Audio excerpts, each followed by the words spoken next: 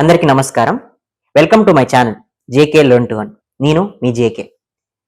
మనకి ఇక్కడ ఈ వీడియోలో ప్రముఖ ఆధ్యాత్మికవేత్త, ప్రముఖ జ్యోతిష్య వాస్తు పండితులు వైవిఎస్ఎస్ గిరిరావు గారు మన ముందున్నారు. ఈరోజు మనం వారి దగ్గర నుంచి ఈయన ఎన్నో ఛానల్స్లో హస్తసాముద్రికం గురించి, వాస్తుల గురించి ఎన్నో సలహాలు, సూచనలు ఇచ్చారు.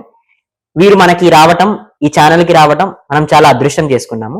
సో ఈ రోజు మనం వారితో హస్త సాముద్రికంగా తెలుసుకుందాము. నమస్కారం గురుగారు. మనకి జనరల్ గా ఇల్లు కట్టి చూడు, పెళ్లి చేసి చూడు, వాటిలోని కష్టాలు తెలుస్తాయి అని అంటూ ఉంటారు.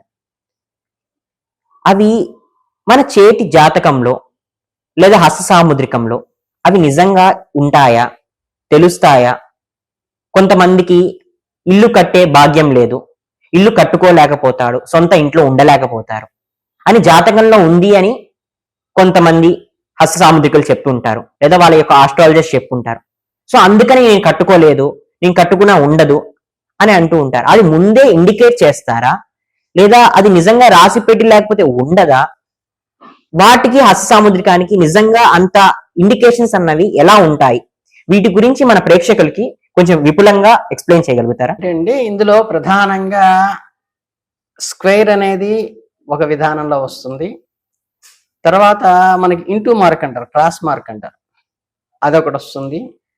తర్వాత ఏంటంటే ఈ మత్స్యరేఖ మొహానికి ఉండేట్టుగా ఒక యాంగిల్ కానీ, దీర్ఘచతురస్రం కానీ, చతురస్రం కానీ, లేదా త్రిభుజం కానీ, ఇలా స్టార్ అని రకరకాలు ఉంటాయి హస్త సాముద్రికంలో చూసుకుంటే. ఇందులో ప్రధానంగా ఏంటంటే మనం ఎప్పుడైనా సరే హౌస్ కన్స్ట్రక్షన్కి అంటే ఏంటంటే చాలా మంది ప్రధానంగా అడుగుతుందంటే అమ్మాయి పెళ్ళి అవుతుందా, లేకపోతే ఏదైనా మా వాడికి ఉద్యోగం వస్తుందా, గవర్నమెంట్ ఉద్యోగం వస్తుందా, ప్రైవేట్ ఉద్యోగం వస్తుందా, ఫారిన్ వెళ్తాడా, లేకపోతే ఏంటంటే ఇంకా కావాల్సినవి ఏంటంటే గృహం కడతారా అంటే ఒక పెళ్లి చేసి చూడు, ఒక ఇల్లు కట్టి చూడు అంటారు కదండి. ప్రధానంగా ఏంటంటే ఈ ఇల్లు కట్టి చూడు అనే దానికి చాలా మందికి ఇల్లు కట్టడం అంటే ఏంటంటే వాళ్ళకి ఆస్తి సఫిషియెంట్ గా ఉంటుంది, కావలసినటువంటి అంటే ఇన్కమ్ సోర్స్ ఉంటుంది, స్థలం కూడా ఉంటుంది, వాళ్ళకి స్థలం ఉంటుంది, సోర్స్ ఉంటుంది, ఇల్లు కట్టే దమ్ము ఉంటుంది. కానీ ఏంటంటే ఈ కట్టలేకపోవటానికి ఎప్పుడు ఆటంకాలు రావడం ఒక ప్రధాన కారణం అయితే, అన్నీ ఉండి డబ్బులు పడేసి కాంట్రాక్ట్కి ఇచ్చి కట్టుకున్న తర్వాత కూడా చాలా మందికి ఏమవుతుందంటే ప్రధానంగా ఆ ఇంట్లో నివసించకపోవటం కానీ, లేకపోతే ఆ ఇంట్లో అది మళ్ళీ అమ్మేయాల్సిన పరిస్థితి రావడం కానీ ఇలాంటివి జరుగుతుంది. కారణం ఏంటి అంటే ఏంటంటే మనకి జ్యోతిష్ శాస్త్రంలో తీసుకున్నప్పుడు సహజంగా ఒక చతురస్రం అనేది ఉంటుందండి. అంటే ఏంటంటే దాన్ని స్క్వేర్ అంటారు. ఈ స్క్వేర్ ఏంటంటే ఆ స్క్వేర్ అనేది అరచేతిలో కనుక మనకి ఏర్పడి ఉంటే చతురస్రం అనేది, వీళ్ళు ఏదైనా సరే ఒక కన్స్ట్రక్షన్ అనేది చేస్తారు అని చెప్పడానికి ఏంటంటే అది మన ఇండికేషన్ గా చెప్తారు. ఇందులో మీకు చాలా మందికి ఏంటంటే ప్రధానంగా మళ్ళీ ఒక్కసారి జ్యోతిష్యం గురించి ఈ డౌట్స్ ఉన్న వాళ్ళకి నేను చెప్పేది ఏంటంటే, మనకి ఇల్లు కట్టే యోగం జాతకం అంటే మనకి భవిష్యత్తులో రాసి ఉన్నట్లయితే, అంటే మనకి ఆ యోగం మనకి ఉన్నప్పుడు మాత్రమే చేతిలో ఈ రేఖలు ఏర్పడటం అనేది జరుగుతుంది. చాలా మంది తెలియక ఏం చేస్తారంటే ఈ రేఖలు ఏర్పడటం వల్ల వాడికి అలా జరుగుతుంది, రేఖలను బట్టి ఆయుష్ చెప్పటం, రేఖలను బట్టి లేదా అనారోగ్యం చెప్పటం, ఇవన్నీ చెప్తారు. ఈ చెప్పేది ఏంటంటే మనకి ఈ జనరల్ గా ఈ వాతావరణ కేంద్రం వాళ్ళు ఉంటారు కదంటే ఫోర్కాస్ట్ డిపార్ట్మెంట్, ఈ ఫోర్కాస్ట్ డిపార్ట్మెంట్ ఏం చెప్తుంది, రేపు ఏదో వాయుగుండం పడిందండి, ఈ దిక్కులోంచి 70 కిలోమీటర్ల వేగంతో వాయువులు రావచ్చు, లేకపోతే ఏమైనా తుఫాను పడవచ్చు, ఇలా ఏదో చెప్తారు. అంటే వీళ్ళు చెప్పటం వల్ల అది జరగట్లా, జరగబోయే దానికి ఒక టెక్నికల్ గా ఒక కారణాన్ని, నిమిత్తాన్ని ఎంచుకుని ఆ నిమిత్తం ఆధారంగా వాళ్ళు చెప్తున్నారు.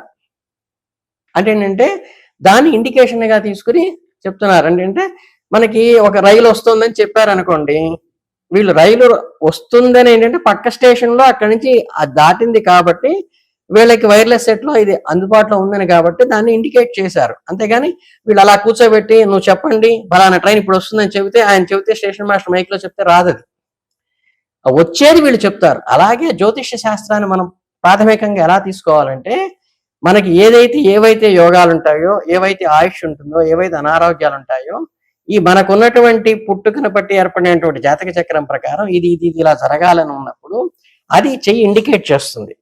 ఈ ఇండికేట్ చేయటం వల్ల ఏంటంటే దీన్ని చూస్తే మనం చెప్పొచ్చు. అంటే మీకు డాక్టర్ రిపోర్ట్ ఇచ్చాడు అనుకోండి, సహజంగా ఆ రిపోర్ట్ లో ఏముంటుంది, మీకు బ్లడ్ ఎంత ఉందో, బ్లడ్ లో హిమోగ్లోబిన్ ఎంత ఉందో, లేదా షుగర్ ఎంత ఉంది, ఇవన్నీ ప్రిడిక్ట్ చేసి చెప్తారు. అంటే ఈయన చెప్పడం వల్ల మీకు ఆ షుగర్ రాలేదు, చెప్పడం వల్ల బ్లడ్ అంత హిమోగ్లోబిన్ ఉండటం జరగలేదు. మీకు ఉండే హిమోగ్లోబిన్ ని ఈ టెస్ట్ రిజల్ట్ అనేది మీకు ఐడెంటిఫై చేస్తుంది. అలాగే చెయ్యనేది ఏంటంటే మీకు జీవితంలో జరిగేటువంటి కష్టాలు కానీ, సుఖాలు కానీ, బాధలు కానీ, పెద్ద ఏదైనా మేజర్ ఇన్సిడెంట్స్ ఏవైతే ఉంటాయో అవి వాటికి ఇండికేషన్ గా పనిచేస్తుంది. అంటే డాక్టర్ ఇచ్చిన రిపోర్ట్ చించేస్తే మీ షుగర్ ఎలా మారదో, కొంతమంది అడుగుతూ ఉంటారు, చెయ్యి లేదండి, చెయ్యి కట్ అయిపోయింది యాక్సిడెంట్ లో, వాడికి జాతకం ఉండదా అని. జాతకం ఉండదని కాదు, ఈ చెయ్యి ఉంటే ఏంటంటే దీంట్లో చూసి వాడు ప్రిడిక్ట్ చేయడానికి వీలవుతుంది. ఆ టెస్ట్ రిపోర్ట్ ఉన్నప్పుడు మనకేమవుతుందంటే ఇది ప్రిడిక్ట్ చేసి మనం వీడికి ఈ యోగం ఉంది లేదని చెప్పొచ్చు అనమాట. అలాగే ఇప్పుడు ప్రధానంగా ఒక్కొక్క గుర్తు గురించి మనం చెప్పుకోవడం మొదలెట్టినప్పుడు ఏంటంటే, ఇప్పుడు స్క్వేర్ అనేది ఉందనుకోండి, ఇప్పుడు ఈ హస్తంలో ఉండేది ఏంటంటే హస్తంలో రకరకాల స్థానాలు ఉంటాయి. అంటే ఏంటంటే ఇప్పుడు గురుస్థానం అని, తర్వాత శని స్థానం అని, సూర్యస్థానం అని, బుధస్థానం అని, చంద్రస్థానం అని, శుక్రస్థానం అని, ఇలా స్థానాలు ఉంటాయి కదా. ఈ ఒక్కొక్క స్థానానికి సంబంధించిన ఏంటంటే ఈ హౌస్ మనం ఉండేటువంటిది ఏ స్థానంలోంచి ఉన్నది అంటే ఏంటంటే ఎథికల్లోంచి వస్తుందా, బిజినెస్ పరంగా వస్తుందా, లేకపోతే మనం ఏదైనా ఫేమ్ సంపాదించడం వల్ల ఆ ఫేమ్ లోంచి వచ్చే ఇన్కమ్ లోంచి కట్టుకుంటామా, లేకపోతే ఏంటంటే ఒక శ్రామిక వర్గాల్లోంచి వాళ్ళని దోచుకోవటం వల్ల అక్కడి నుంచి ఏదైనా కట్టుకుంటామా. ఇది అనేది ఏంటంటే మనకి ఈ స్క్వేర్ అనేది హస్తంలో ఏ ప్రాంతంలో ఉన్నది అనే దాన్ని బట్టి మనం ఆ సోర్స్ ఆఫ్ ఇన్కమ్ అనేది తెలుస్తుంది. అది ఈ స్క్వేర్ ఉండటం వల్ల ఇల్లు కట్టుకోవచ్చు అని చెప్పొచ్చు. ఇది ఎవరికైనా ఏంటంటే మీరు దీనికి జ్యోతిష్యాన్ని ఎలా ఇన్వయించుకోవాలంటే, మీకు జాతకంలో కనుక ఇల్లు హౌస్ అంటే గృహ యోగం లేదనుకోండి, లేకపోతే హస్త సాముద్రికంలో ఆ యోగం లేకపోతే మీరేం చేయాలంటే మీ ఇంట్లో ఎవరికైతే ఆ యోగం ఉంటుందో వాళ్ళ పేరునైతే కట్టుకున్నట్లయితే ఏమవుతుందంటే అది నిలబడేటువంటి ఆస్కారం ఉంటుంది. అలా యోగం లేనప్పుడు మనకి ఇన్కమ్ ఉంది కదా అని వాళ్ళ పేరుని అయితే యోగం లేని వాళ్ళ పేరుని కట్టుకుంటే ఏమవుతుంటే అది కంటిన్యూగా కట్టినప్పటి నుంచి ఆ ఇంట్లో ఉండకుండా వేరే ఊరు ట్రాన్స్ఫర్ అయిపోవటము, లేకపోతే ఏంటంటే అందులో ఎప్పుడూ నివసించకపోవటము, లేకపోతే ఏదైనా ఎవరికైనా అద్దెకే ఉంటారు తప్పితే, లేకపోతే ఎవరికో మళ్ళీ వాళ్ళ తరం అయిపోయి నెక్స్ట్ తరానికి వస్తుంది తప్పితే వీడెప్పుడు ఆ ఇంట్లో ఉండడు, దాన్ని అనుభవించడు, లేదా దాన్ని సేల్ చేసేటువంటి పరిస్థితి. అంటే ఇంకోటి కొందామను, ఇంకో చోటకి వెళ్దామను. అంటే ఏంటంటే దీన్ని జాగ్రత్తగా గమనించాల్సి అంటే ఆ గృహయోగం ఎవరికి ఉందో, ఆ స్క్వేర్ అనేది ఎవరి హ్యాండ్ లో అయితే ఉంటుందో, ఆ స్క్వేర్ హ్యాండ్ ఎవరుంటుందో, ఆ ఇంట్లో ఎవరి పేరును ఉంటుందో, ఎవరి చేతిలో అయితే ఉంటుందో వాళ్ళకి గృహయోగం ఉంది కాబట్టి వాళ్ళ పేరున కన్స్ట్రక్షన్ చేస్తే మంచిది అని ఇండికేట్ చేయడానికి ఉపయోగపడుతుంది తప్పితే ఇది అంతే తప్ప దాని గురించి ఏదో గిలి పెట్టుకుని వీళ్ళకి ఉందా లేదా అనే దిగులు పడకుండా. ధన్యవాదాలు గురువు గారు.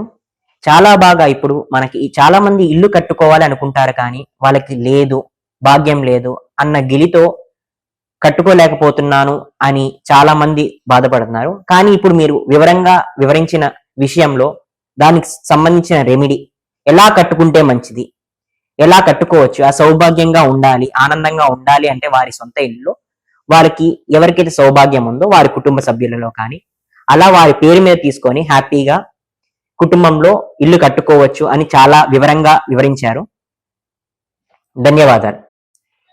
ఈ వీడియో మీకు నచ్చినట్లయితే ఒక లైక్ చేసి సబ్స్క్రైబ్ చేయండి. అలానే మీకు ఏమైనా సందేహాలు ఉన్నా, అనుమానాలు ఉన్నా మీరు కింద ఉన్న కమెంట్ బాక్స్ లో కమెంట్ చేసి మీ యొక్క సందేహాలు చెప్పండి.